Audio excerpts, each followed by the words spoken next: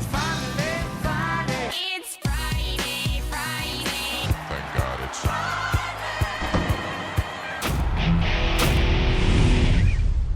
All right, welcome back to the Friday Show. I'm Scott Jagow, along with Ray Paulick. We're glad you could join us. Coming up, we'll look at this weekend's Kentucky Derby preps, plus an equine surgeon's comments on race day medication. But first, there's some Derby preps coming up at Oaklawn Park pretty soon. And Oaklawn Park, many people might not realize this, has made some changes to its drug testing program, something we haven't talked about. So, Ray, can you explain what's going on there? Before the meeting started, the Arkansas Racing Commission announced that all races at Oaklawn Park would be tested under graded stakes conditions or graded stakes standards, which means super testing. They'd be testing for more substances than they would with a normal everyday program. That's number one. Number two, starting this meeting, Oaklawn Park is doing out-of-competition testing looking for blood doping agents. So they're calling certain horses in, taking blood samples and looking for EPO and that sort of thing. And third and finally, and this is probably what's going to make the biggest difference, starting on Thursday, they are doing TCO2 testing. TCO2 testing is testing for bicarbonate loading, which is better known as milkshaking. All right, so why do you say that one is going to make the biggest difference? Well, bicarbonate loading is a little bit like posting a speed limit on the highway. The limit is 37 parts per milliliter or whatever it is.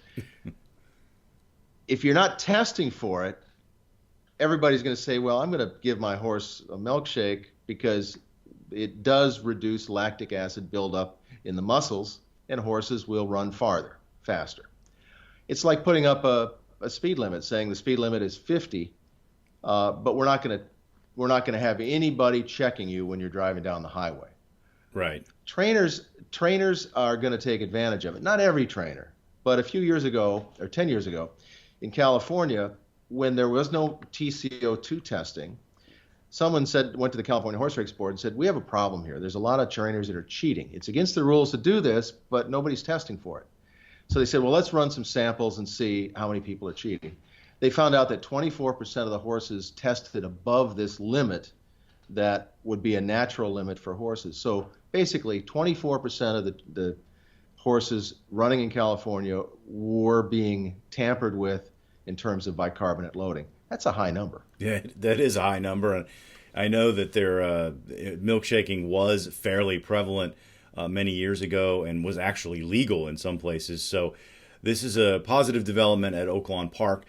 I also want to talk about some comments that Dr. Larry Bramlage made. It's created a lot of discussion, saying that he believes that race day medication, Lasix, should be banned, even though it's good for the horse. What do you think about his comments? Well, I've heard that argument before. Good for the horse, bad for horse racing. And in a sense, I agree with him. He's looking at one horse and he's saying, I think I can make this horse, not have internal bleeding in his lungs if I give him Lasix. But I think it's bad for horse racing. It's bad for the breed. For example, if a horse wins a bunch of stakes races and races on Lasix throughout his career, are those performances that he won with somehow enhanced by Lasix?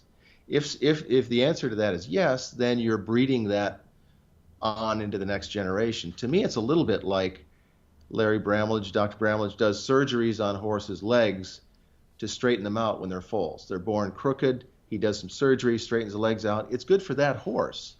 But if that horse goes into the breeding cycle and it becomes a broodmare or a stallion, those flaws, those crooked legs, are genetic and will be passed on to future generations. You may be masking it for that one horse, but you're creating problems down the road for the next generation. Yeah, and I by couching it the way he does, I think it weakens the argument. And all you have to do is look at what's going on around the world where Lasix is not used on race day or not even in training at all in some countries. So the argument that it's good for the horse is kind of weak in that respect, that all around the world, the rest of the world, they don't know what they're, these horses aren't unsound. There's no proof of that. And then you look at the past performances.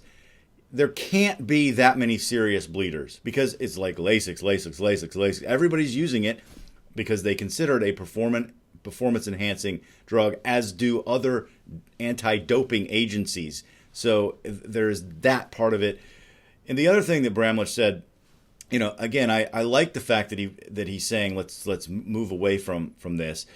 He also talked about how the U.S. anti-doping agency would be a good place for racing to go for oversight, the private agency that oversees doping in other sports. But then he also couched it there by saying, 98% of drug positives are barn mistakes or lab mistakes. And again, that paints, to me, it paints a wrong picture about what's going on in the sport. Yeah, he hangs out with a much cleaner crowd than I do, I think. I mean, I hang out with the 24% that were milkshaking their horses out in California. And, I got news for you, Dr. Bramlage. There is some cheating going on, and we need to do everything we can to catch it. And I think giving the USADA the oversight is important because, let's get back to milkshaking for a minute. Oaklawn Park has not been checking for milkshakes in everyday races. They have been checking stakes races, but it's a license to cheat to trainers. They're now doing 2 races a day, and that's what states like Kentucky and Louisiana, I think New York, are doing. It's really important that we all have the same rules. USADA would create rules the same for everybody. And I think that might be more important even than banning race day medication in terms of priorities. Absolutely. All right, let's move on and talk about the Kentucky Derby preps this weekend.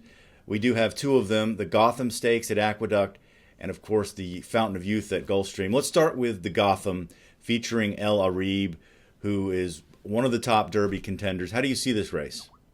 Yeah, I've never looked at the Gotham, and I won't look at it this year as a serious Kentucky Derby prep. This year is a fun race. I'm going to be watching and betting on Action Every Day, the outside horse, the Todd Pletcher horse that won 2 races at Tampa Bay Downs. But I don't think this is a serious Derby prep. Yeah, there isn't a lot of competition in the field for El Arib, it appears. And we seem to have, the last few years, one horse in New York that's kind of dominant during the prep season. He's fitting that bill. If I were to pick one to upset him, I would go with J Boy's Echo, who finished 3rd in the Withers to him. He was coming late. It was his first start of the year for Dale Romans. So I think improvement could be forthcoming for J Boy's Echo. All right, how about the Fountain of Youth?